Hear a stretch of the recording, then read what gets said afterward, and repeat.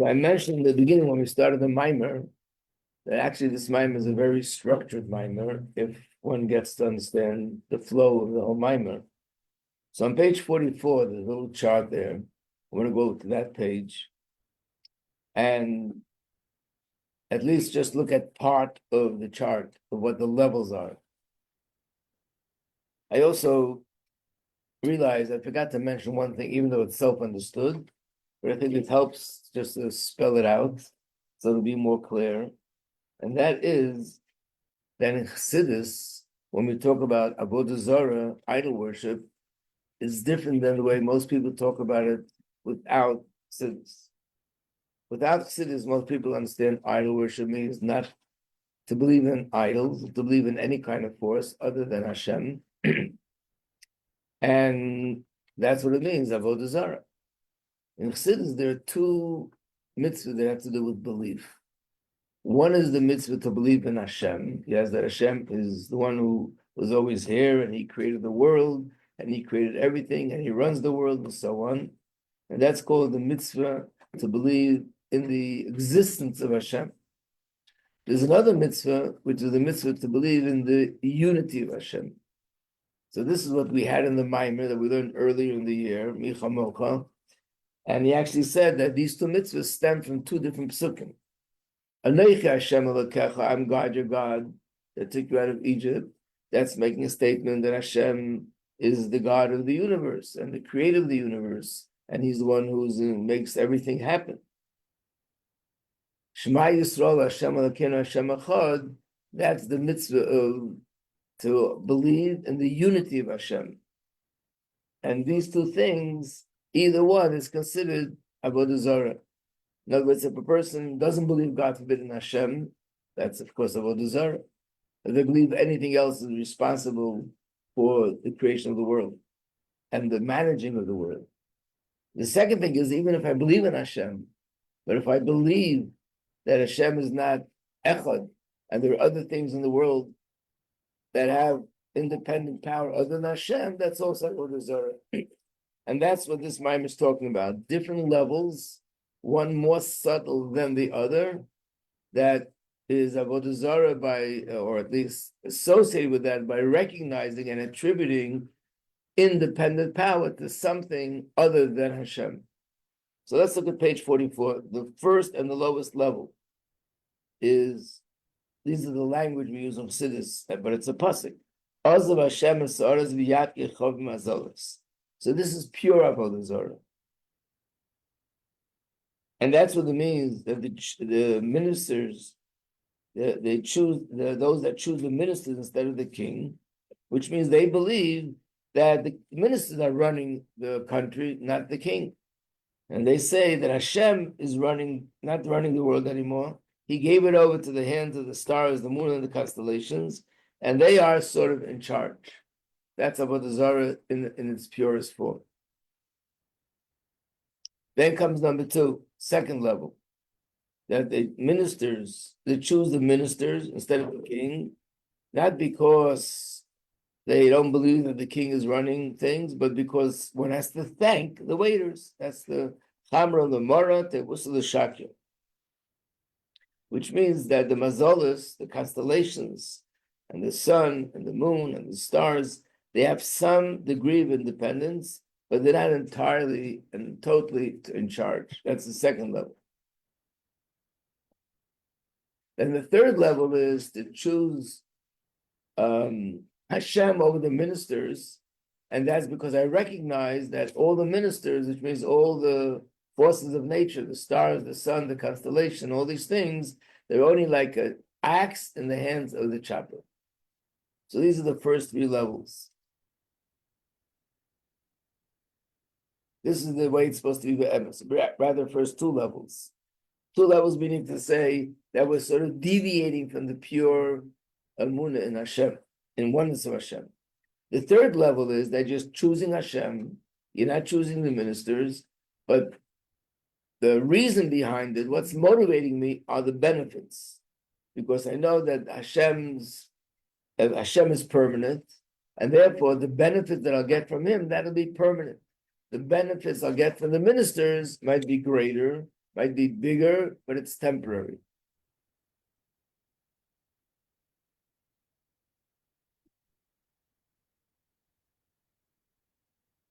Then the Rebbe in this chapter, hey, introduced the fourth level, and that is choosing Hashem not because of the benefits, not because Hashem is permanent and the other things are temporary, but because it's Hashem and it's emes, and that's what I want.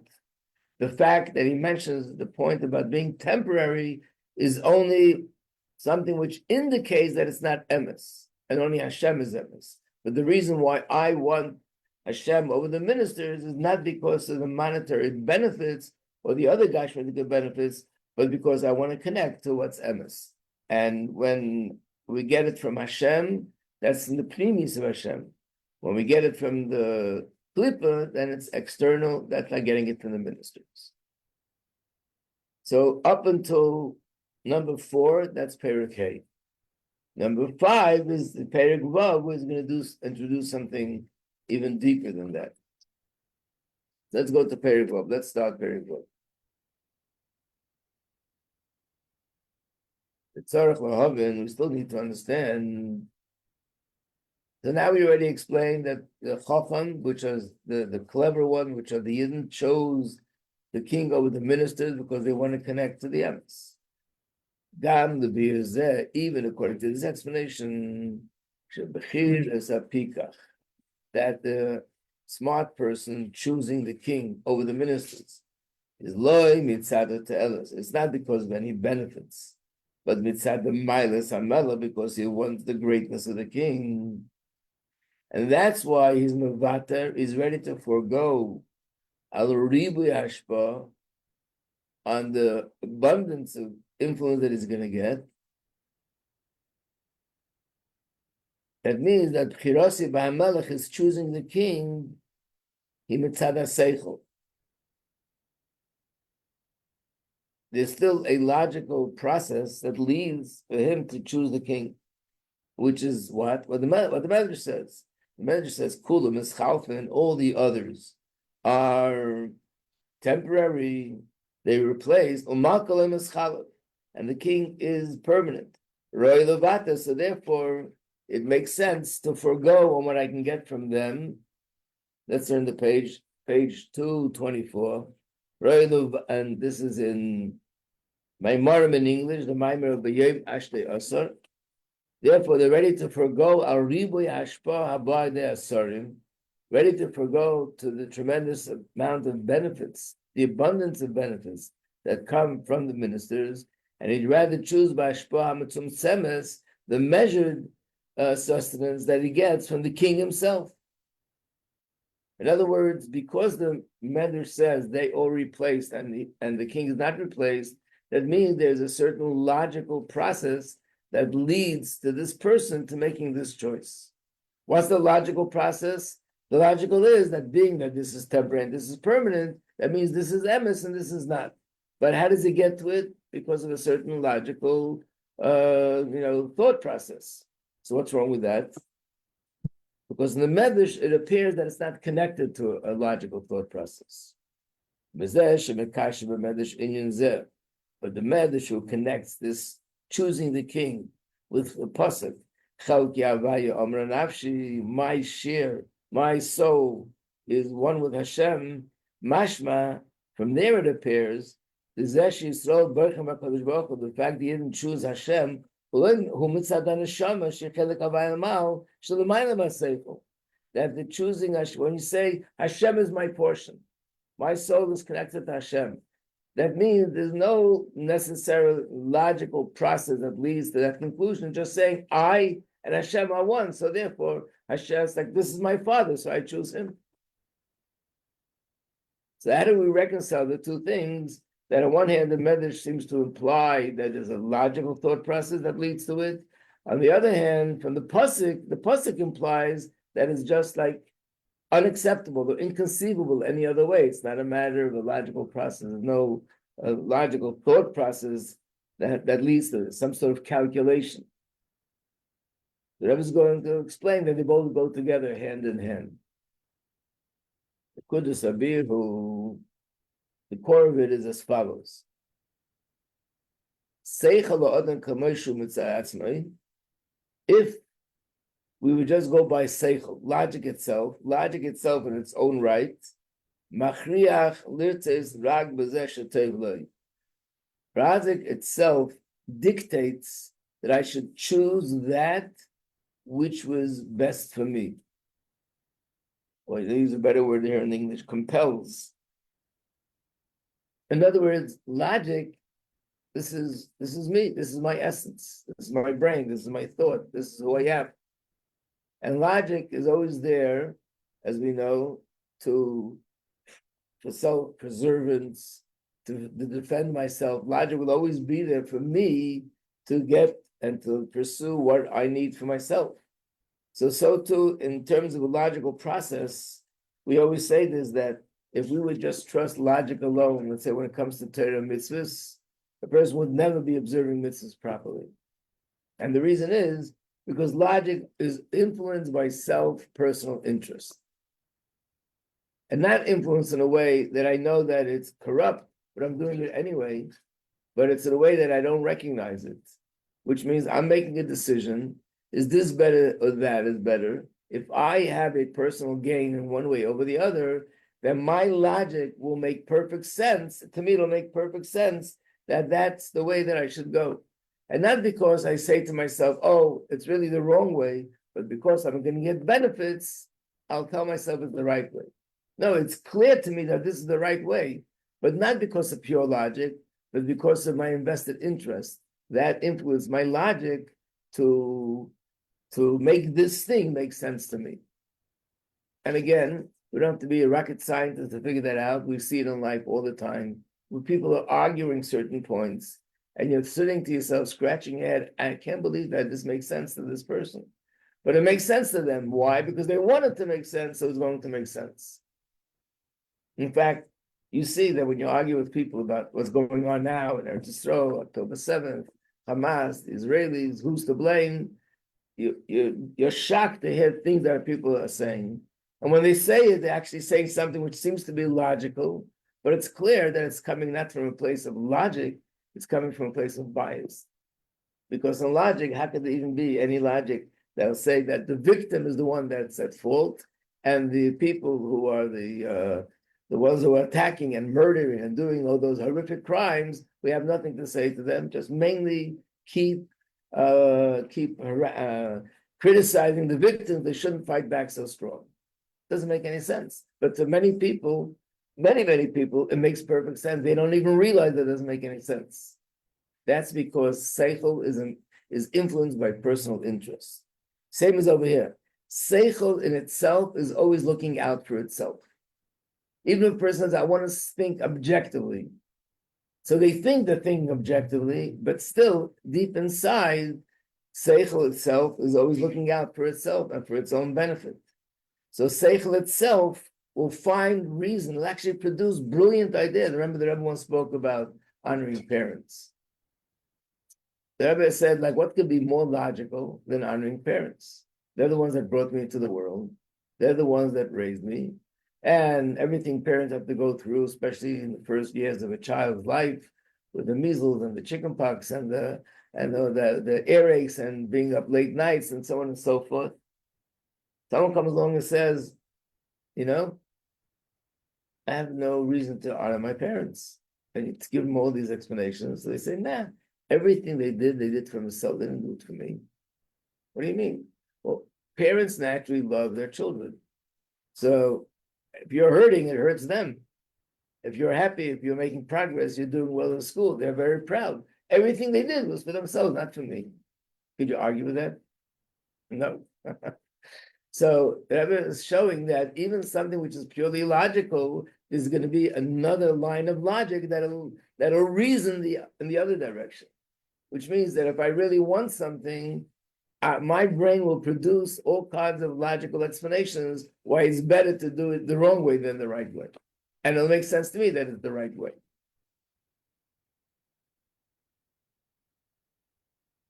So when we say that the nations of the world choose the ministers, is because it makes sense to them that this is the better way.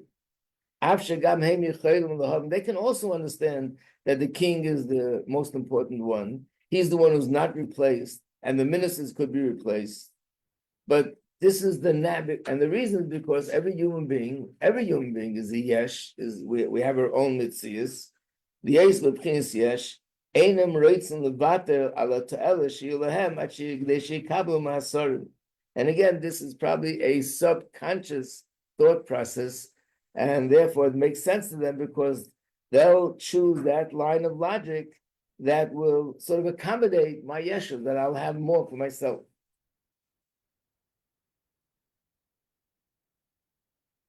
226. The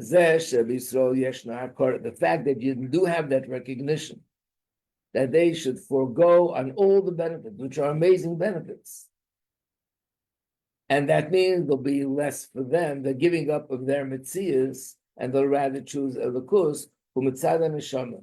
Really, the real reason why they choose that over the other way of thinking is because underneath we have a neshama, the nefesh elikis, which is totally bottled to Hashem, and that subconsciously is instrumental in me being able to see the logic, which is emes, and not my logic should not be sort of influenced by that self-personal interest.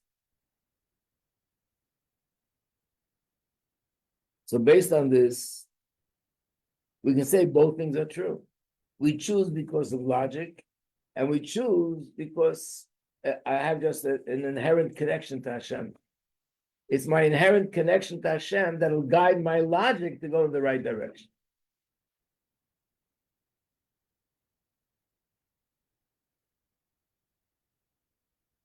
The Rebbe goes on, so chelik havaya shebchirasa, but of course bchira asmi is the fact that we choose godliness. That comes from my essence, something which is deeper than logic. The bchira zu, the fact that the neshama chooses Hashem, page 227, the neshama chooses Hashem is not because of the greatness of Hashem or because of any other quality that Hashem has over everything else. For example, to say the king is not replaced, he's the one who's permanent, but mitzvah atzmos. Again, like a parent who loves their child, loves their baby, it's not because they're cute and because they look like this or because they said something cute or did something cute. These things definitely help laugh a little bit more. But the love that a parent has to a child is called an atzmizik love. It's the etzem. This child and the parent is one etzem, one essence. So therefore, it's something which is not based on logic. And even if the child, it doesn't look so cute to the parents, it look very cute. Parents say they look great. And the parents love the child. So basically, the love that Hashem has to Yidden, and the love the Yidden after Hashem, it comes from the essence, comes from the etzem, which is not logic, it's above logic. And this affects their thinking process, that their logic should go in the right direction. Which means that even logic, from the perspective of logic, Makir recognizes the Mekimin Shalakusu Emes, being that godliness is Emes, and Chayve Kayim Bekimin Yitzchi, and it's something which is permanent and lives forever, like it says, Makalim Eschalav, that is the logic. So certainly you should forego on things that will only enhance my own mitzias, give up on those things, and choose alakus, which is the emes, which is Hashem. So the question is this: am I choosing because of logic or because of my essence? The answer is both are true. I'm choosing because of logic. But the reason why I'm able to choose because of logic and see the right logic is because of my essence. Which means because subconsciously I have that essence, that'll guide my logic to go in the right direction. Yeah. Well, if these traits are and motivations are uniquely Jewish, this would seem to say that someone who has these motivations and realizes that they need to become Jewish, all along was meant to be Jewish or is already in some way. Well, this is the word about the fact that whatever it is that motivates them to become Jewish is because they already have that neshama in them. So why are they Jewish? Because the neshama, like we mentioned, I think yesterday we spoke about it, that the neshama is not their identity. It's like something else locked into their current neshama. but it's still there, it's locked in. So because it's not what I'm conscious of, therefore it's not me. But it's in me, and that's what's pushing me. Obviously, it's in me to the point that it's actually pushing me to go in that direction to do the full conversion.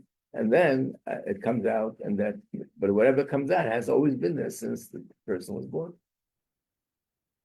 I once heard that there was a Rebbe in South Africa that is the Rebbe. A lot of people come to him regarding conversion. Like, is this some sort of a way of gauging to see how sincere they really are? I have to know if it's a real, true Gerus. So the Rebbe said, that's what I heard. The Rebbe said to him that, I guess maybe amongst other things, I know this was the only thing, to ask them if they've always had some sort of a interest in Yiddishkeit. In other words, many people say, when I was a kid, I used to read books about Jews. I loved to look at a synagogue. There was something attracting me to that direction. So what does that mean? It means that neshama that's supposed to later become a yid was already there. That wasn't in this class, but that was in that class. What? It wasn't this class, right? The Ramban. Yesterday. Oh, you weren't there yesterday. The Ramban. The Ramban said that that it's there, but it's locked in. Like an onion. What? Like an onion. They're peeling away these layers to get to the core. Right.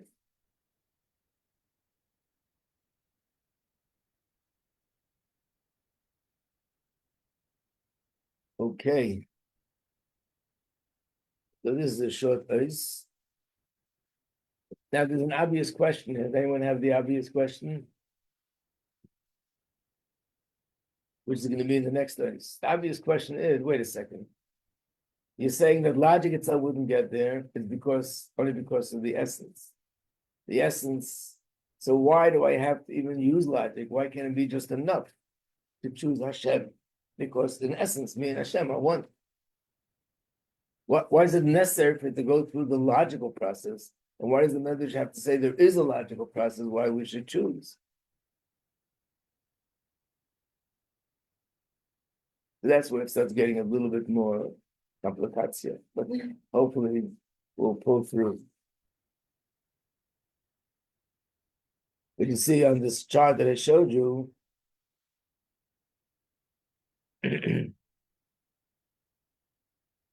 number 5 and number 6, choosing Hashem because it's logical. And then the higher level is you're choosing Hashem because of the essence. So these are already levels, and once I'm choosing Hashem, there's deeper and deeper and deeper. I can choose Hashem for the benefits. I can choose Hashem because it's emes. Choosing Hashem because emes could be a logical choice, and it could also be a choice which is even deeper than logic. So these are 4 different levels once I'm in the place where I'm already choosing Hashem. Okay, to be continued next week. It's Hashem.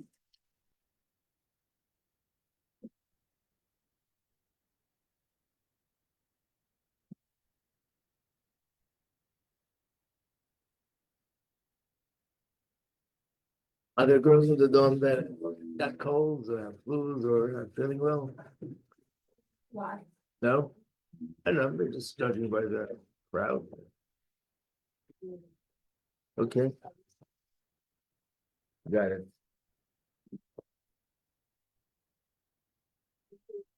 You're welcome.